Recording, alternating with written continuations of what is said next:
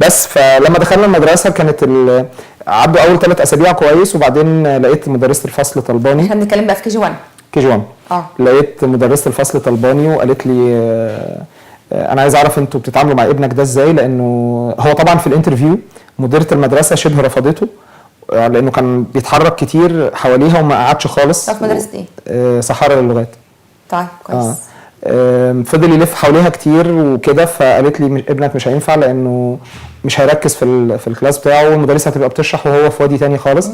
فقلت لها معلش يعني اقبليه، ولو حصل حاجه انا هاجي اسحب الفايل بتاعه يعني. ما كنتش متخيل ان انا هوصل للمرحله دي، يعني انا تخيلت ان هو لما يخش الدنيا يعني هيتعود وكده، لكن فعلا هو ما كانش بيستجيب مع المدرسه خالص في الاول، ما كانش بيطلع حاجته، ما كانش بيكرر وراها الكلام وكده، وهي اشتكت منه في الاول. قالت لي انا مش عارفه انتوا بتتعاملوا مع ابنك ده ازاي. قلت لها طيب يعني اديني فرصه وهرجع لحضرتك.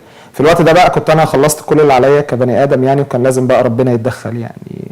صليت بقى وندرت ندر الماري جرجس عندنا، قلت له انت لو يعني الفايل بتاع تينو ما يتسحبش من المدرسه وانا هودي لك خروف كل سنه في عيد ميلاده يعني. فنشكر ربنا هداني الفكره انه لو المدرسه جت البيت واغسطينوس شافها بتتكلم معايا، الموضوع ده انا ممكن نفسيا ممكن يفرق معاه، فلما يرجع المدرسه تاني يشوفها يستجيب لها يعني. فدي كانت اول حاجه عملتها، عزمتها في البيت في عيد ميلاده وقعدنا اتكلمنا انا وهي عليه، وهو كان موجود. هو كان مركز قوي وكان مبسوط خالص انه المدرسه موجوده وانا بتكلم معاها وكده. تاني يوم قعدنا ذبحنا الخروف ووديناه لماري جرجس كالعاده. حضر معاك حاجه زي كده؟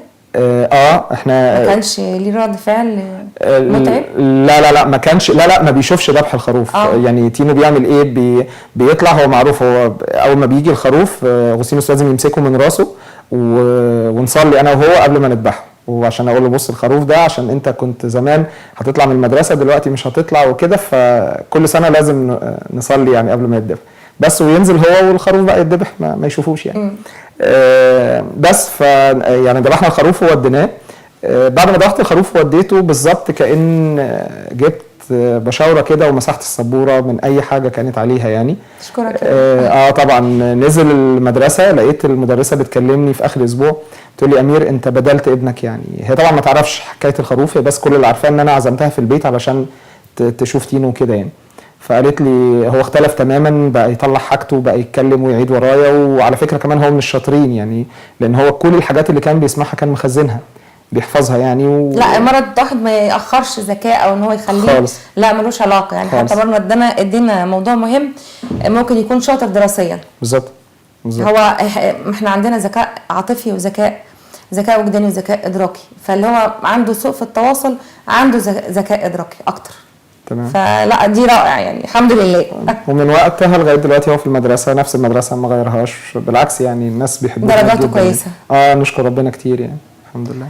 ويقدر لما يرجع يتواصل مع يعني يحط حاجته ويذاكر ويطلع حاجته على خالص. هو طبعا الدكتوره قالت لي على شويه حاجات لازم اراعيها، انه احاول مثلا انه الحيطه اللي تبقى قدام مكتبه ما يبقاش قدامه مرايه، ما يبقاش قدامه براويز متعلقه عشان ما يتشتتش، لان هو كان اقل حاجه بتحصل وقت المذاكره كانت تشد انتباهه. يعني لو عصفوره بتزقزق في البلكونه يقول لبابا ايه الصوت ده كده، فكان لازم يقعد يذاكر في هدوء خالص. المكتب ملزوق في الحيطه، مش مكتب قدامه فاضي. الحيطه تكون لونها فاتح بتاعه المكتب، فانا كنت مراعي كل الحاجات دي في بدايه تركيزنا في المذاكره.